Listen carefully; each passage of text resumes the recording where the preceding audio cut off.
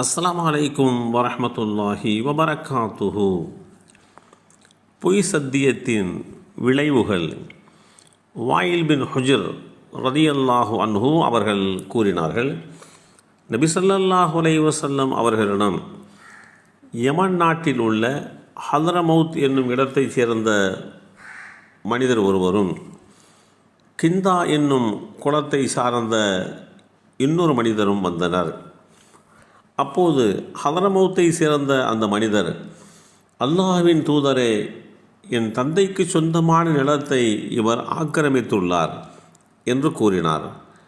அதற்கு கிந்தா குலத்தை சேர்ந்த அந்த மனிதர், அது என் கைவசம் உள்ள என்னுடைய நிலம், அதில் நான் விவசாயம் செய்து வருகிறேன், அதில் இவருக்கு எந்த உரிமை பாத்தியமும் கிடையாது என்று கூறினார்.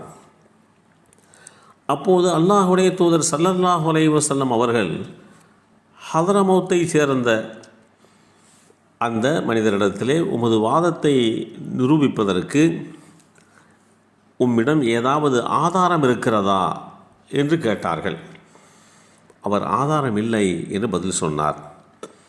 அல்லாஹுடைய தூதர் ஸல்லல்லாஹு அலைஹி வஸல்லம் அவர்கள், அப்படியென்றால் இவர் சத்தியம் செய்வதுதான் உமக்கு வழி என்று கூறினார்கள்.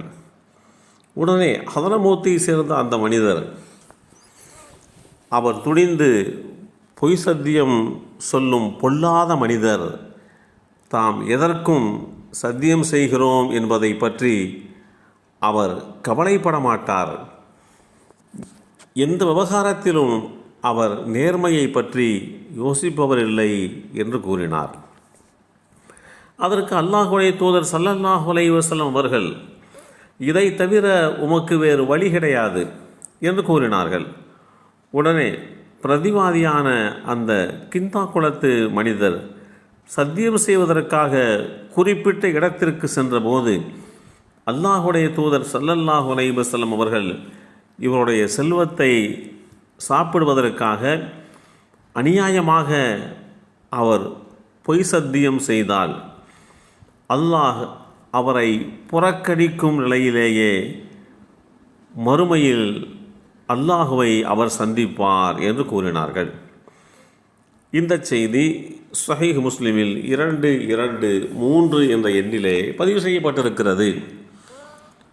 ஒருவர் இன்னொருவர் மீது ஒரு வழக்கை கொண்டு வருகிறார். அப்படி கொண்டு வருகின்ற போது அதற்கு சரியான ஆதாரம் இருக்க வேண்டும், அத்தாட்சி இருக்க வேண்டும், சாட்சியம் இருக்க வேண்டும். இதுவெல்லாம் இல்லாத பட்சத்தில் சத்தியம் செய்து கொண்டு அந்த சத்தியத்தின் அடிப்படையிலே தான் தெளிவு பெற வேண்டும்.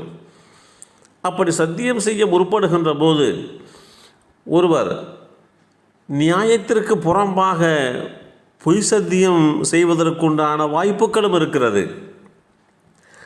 அவர் விசுவாசியாக இருந்தாலும் சரி, அவர் துணிந்து பொய் சத்தியம் செய்யக்கூடியவர் என்ற நிலை வந்தாலும் அந்த இடத்திலே சத்தியம் செய்வதை தவிர வேறு மாற்று பரிகாரம் இல்லை. எனவேதான் அல்லாஹுடைய தூதர் ஸல்லல்லாஹு அலைஹி வஸல்லம் அவர்கள் வாதியிடத்திலே இப்படி சொன்னார்கள். இதுதான், வேறு வழி இல்லை.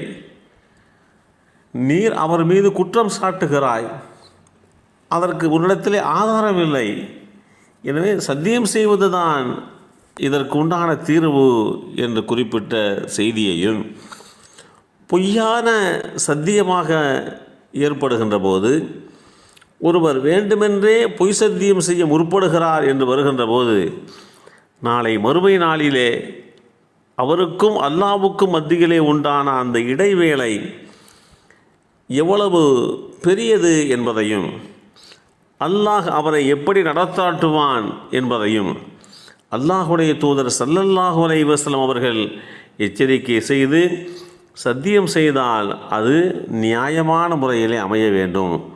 பொய் சத்தியம் செய்து இந்த உலகத்திலே தனக்கு வேண்டியதை எடுத்துக்கொண்டால் நாளை மறுமையிலே ஒருபோதும் பொய் சத்தியம் செய்தவர் தப்பவே முடியாது என்பதைத்தான் இந்த செய்தி தெளிவுபடுத்தி காட்டுகிறது. எல்லாம் வல்ல அல்லாஹு தஆலா உண்மையாளர்களாக உண்மைக்கு துணை நிற்கக்கூடியவர்களாக வாழும் வாய்ப்பை நமக்கும் நம் சந்ததிகளுக்கும் வழங்கி அருள் புரிவானாக. அஸ்ஸலாமு அலைக்கும் வரஹ்மத்துல்லாஹி வபரகாத்துஹு.